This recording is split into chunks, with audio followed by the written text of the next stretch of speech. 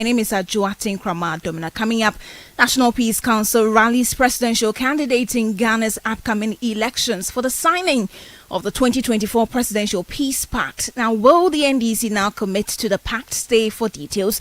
Also coming up, this construction of the roads is more of an insult to we, the constituents. Barely 2 weeks to elections, you come and claim you are constructing roads. There is no village in the Bimbila constituency, and you will not see either a light extension project.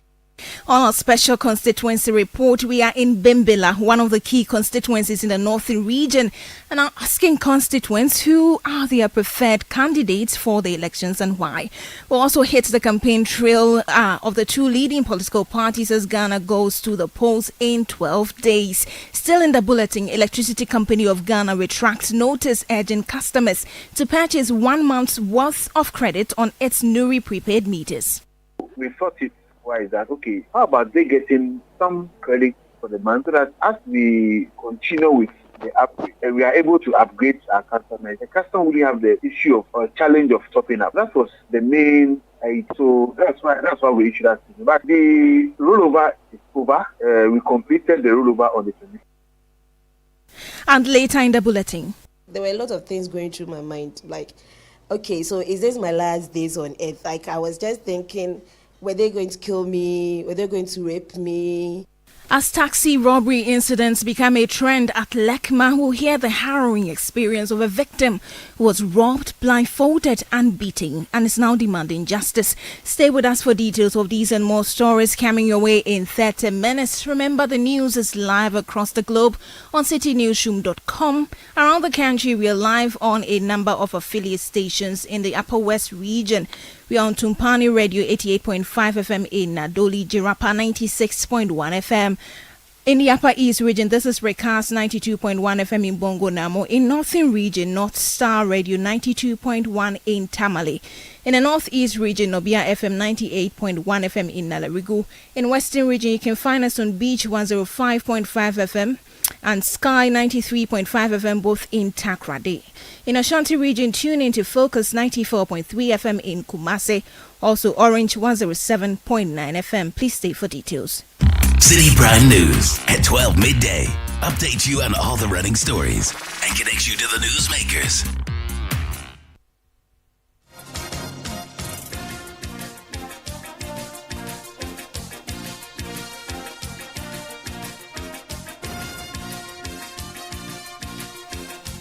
Thank you for joining us this afternoon. Let's begin on the campaign trail. We begin from Nana Kwame Bediako, independent presidential candidate who has appealed to voters in the Volta region to reconsider their traditional political affiliations. Now, he urges them to make bold choices that could help transform the region into a hub of industrialization and economic growth. While speaking to residents, Nana Kwame Bediako says the region's strategic location and rich natural resources are critical assets for establishing industries to boost economic development and reduce poverty. We'll bring you that reaction very shortly. But now the spokesperson for the New Force movement, Shalima Abusi, has described her arrest, detention and subsequent deportation from Ghana as traumatic. Ms. Abusi was arrested and deported for allegedly using forged documents to obtain a residence permit as a student at Ghana Christian University College. Now, despite being granted bail and having charges dropped by the Ghana Immigration Service, she was rearrested and deported on December 20, 2023. Speaking to Joy News, she called on the international community to hold the Ghanaian community accountable for her deportation. I think the feeling of being powerless was one of the hardest things.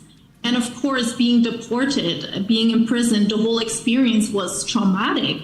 But I just kept believing, and I kept believing and hoping that justice would do its work. And also knowing that I had people and a team fighting for me just kept me strong and hopeful. And for you, that episode in itself, what footprint did it leave in your mind? It wasn't a pleasant experience, and I honestly was not aware of how serious the situation was in Ghana. And the things that I have been exposed to, the people that I've seen in the cells, it was a horrible experience, but it was also eye-opening. It opened my eyes and my mind to the horrible circumstances, and people fall victim every single day at these practices and malpractices. You heard Shalima Buisi, she's the spokesperson for the New Force movement. Meanwhile, her lawyer, Francis Xavier Sosu, has stated that they will take all necessary steps to ensure compliance with the court's directive.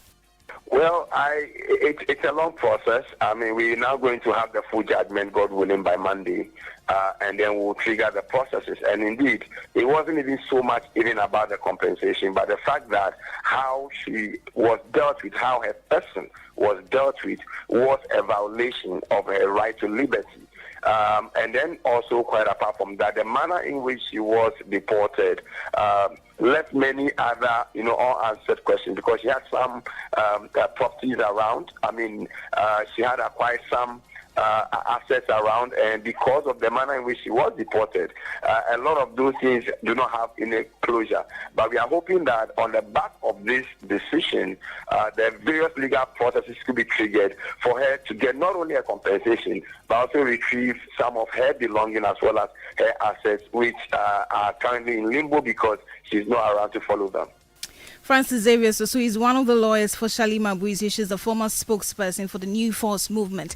We'll stay with the New Force movement and back to our earlier story about the independent presidential candidate and leader of the movement, Nana Kwame Bediako, who has appealed to voters in the Volta region to reconsider their traditional political affiliations and choose a new force. I came to Volta to tell Voltarians that I know that in the past 40 years, you have been stuck with one party. You should not stick with the party. Stick with the nation. Stick with the country. Stick with the people, what they need. Volta region is one of the richest regions in this country. You have the biggest man-made lake, which is the Volta region that connects the country. You have oil, you have arable land for farming, and you have gold, you have platinum. You are rich, but you have not added the industrial part to it. I am bringing the machine. I am bringing it to Volta. The time has come. We have to vote these people out. They're not only lying to Volta region. They're not only lying to the people of Ho and these places. They're lying to Ghana.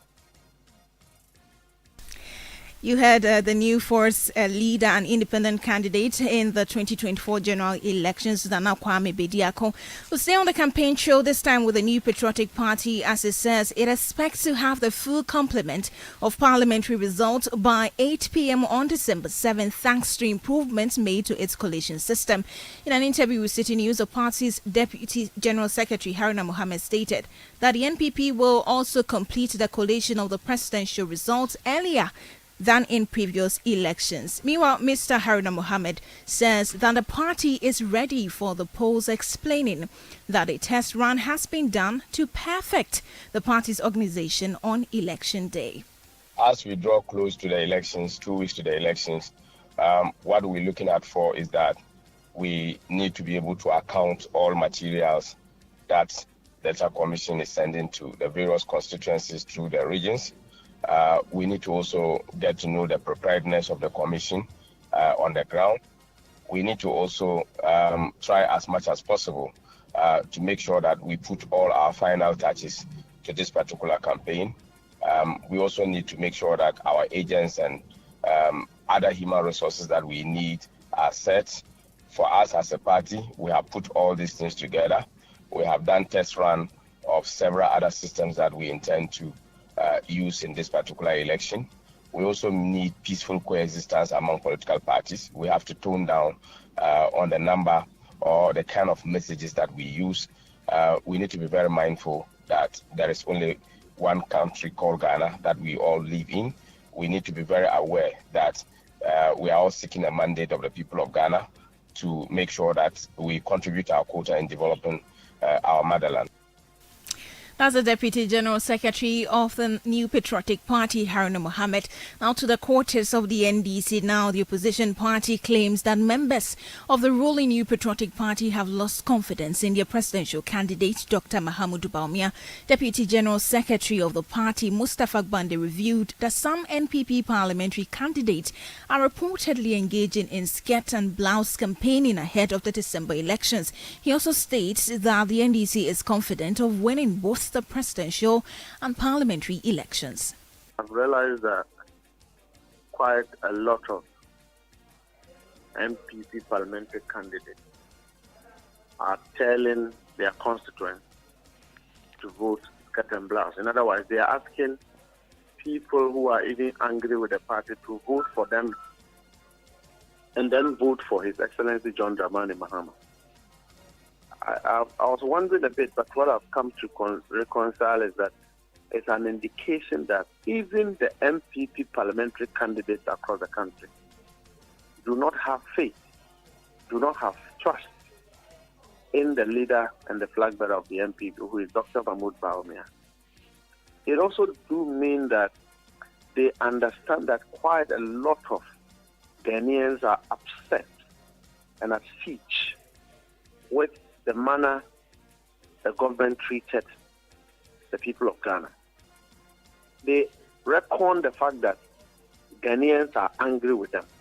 And so we could just advise the MPP to accept the wind of change, because if you look at if you gauge the mood of the country both within the young, the old, are calling for a change for a better living condition. That's the Deputy General Secretary of the National Democratic Congress, Mustafa Gbande.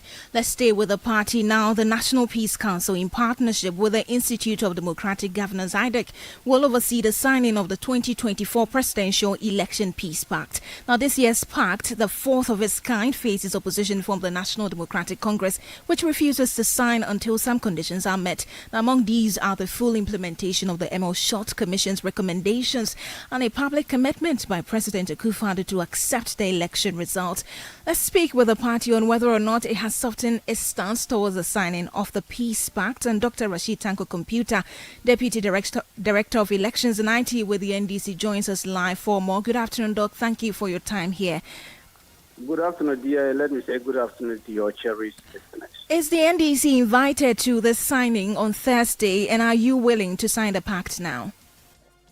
Very, very well. They sent a letter to us as a party inviting us for this. But you see, it's very interesting. I don't know what they intend achieving with this kind of invitation. Clearly, when the Peace Council met us, we gave them the condition, we gave them the issues at stake. After that, a lot of issues have even escalated more than what we were expecting. People who are to implement the Peace Pact, ours is just put a signature on a paper. Some group of people, institutions, are mandated to implement the Peace Pact. Remnants of those institutions are making careless statements and provocative statements which tend to disturb the peace of this country. Chiefly among them is a soldier. You heard what that soldier man said. So essentially, you're not willing to sign the pact. Is that what you're saying? Oh, I'm just giving you the basis. Mr. Tanko, yes, we get the basis. We get the basis, but the moment you force me to say I should say yes or no, then we are not interested in the peace of this country. How will my signature be on the paper bring peace to Ghana? Okay, so the NDC is still not signing. The NDC gave issues, conditions. Well, this one is leadership. That is fact. Will take a decision on it, led by our national chairman, the general secretary, and then the flag bearer, who is the leader of the party, will take a final decision on it before Thursday. But I can tell you that with this, if they won't call some rock elements to order, with their derogatory statement, their provocative statement they are making around the country, then your guess is as good as mine.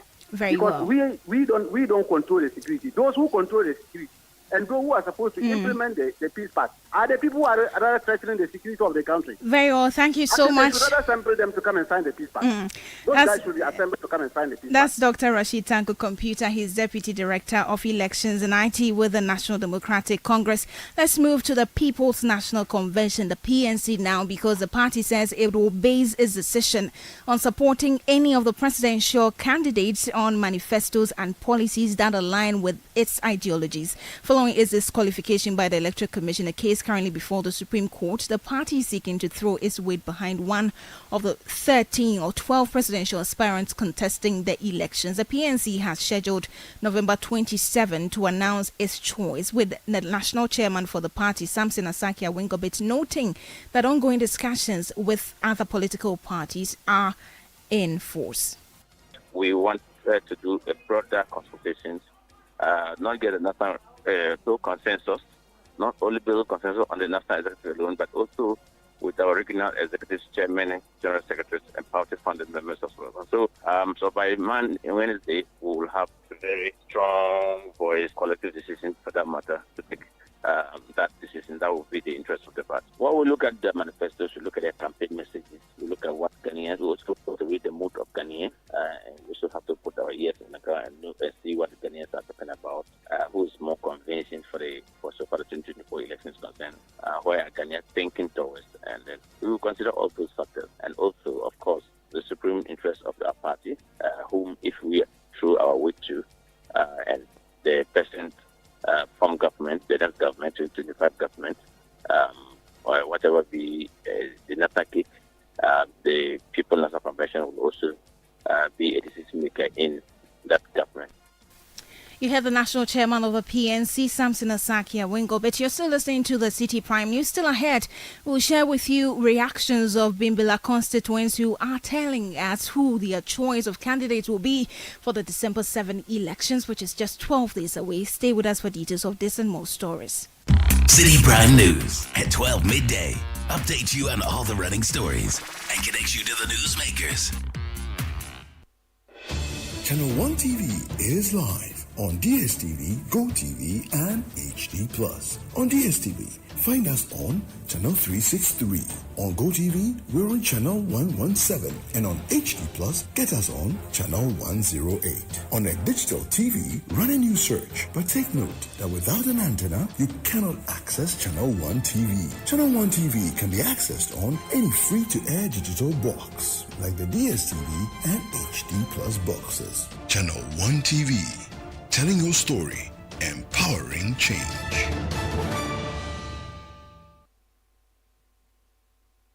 Citi Prime News at 12 midday.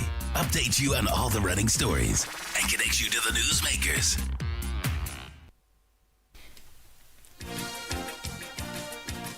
You're welcome back to the bulletin. Let's stay on election-related stories now. With December 7 elections fast approaching, political campaigns are intensifying across the country. In the Bimbilla constituency in the northern region, the race is turning into a fierce contest as voters passionately declare their support for their chosen candidates and parties. Citi News' northern regional correspondent Mohammed Aminu Alabira reports on the unfolding political dynamics in Bimbilla. The Bimbilla constituency is one to watch as the December 7 elections approach. Historically, from 1992 to 2008, the constituency never re-elected a parliamentary candidate. However, this trend changed in 2008 when Dominic Nitiwol of the New Patriotic Party secured his first victory. Since then, Nitiwol has consistently retained the seat and is now seeking a fifth term in Parliament. Nitiwol, who also serves as the Defense Minister under the Akufo-Addo administration, first entered Parliament through a by-election in 2002 after Dr. Ibn Chambers left to take up an international role. Although Nitiwol initially contested under the People's National Convention (PNC), he switched to the New Patriotic Party and has since been a dominant figure in the constituency. However, his prolonged tenure has not been without criticism.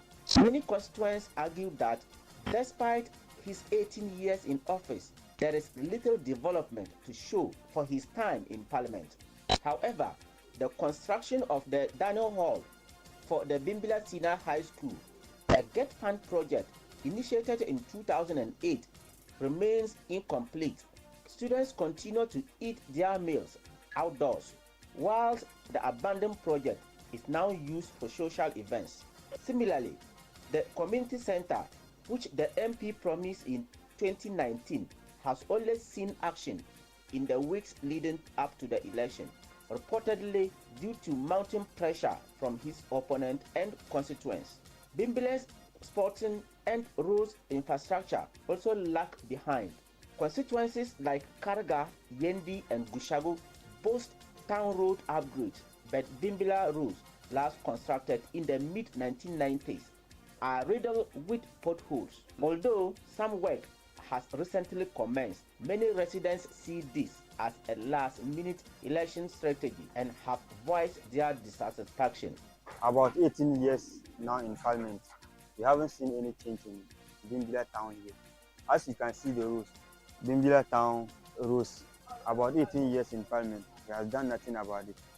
About four years now, he promised us to build a community center for us. Till yet, we haven't seen the community center yet. I think this issue of this construction of the roads is more of an insult to we, the constituents.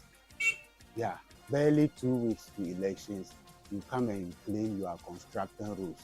It's an insult on our intelligence. Most of these roads that they claim they are constructing, they started them just a few months or weeks to the 2020 elections. And immediately after the elections, they vanish into thin air.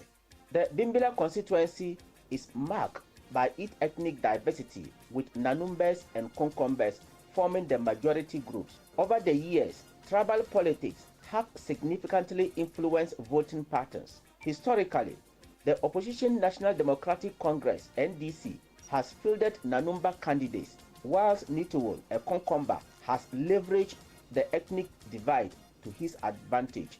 However, this election is different, as both the NPP and NDC have Konkomba candidates on their tickets, potentially changing the dynamics. The NDC constituency chairman, Mohammed Mashoud Abiola, argues that Nitowol's long tenure has failed to deliver tangible results and accuses him of using divisive tactics to stay in power. He has not seen the need to develop the people, because what power else does he need to develop us? What power else does Honorable Dominic Nitowol need to develop his people? Go to the education sector.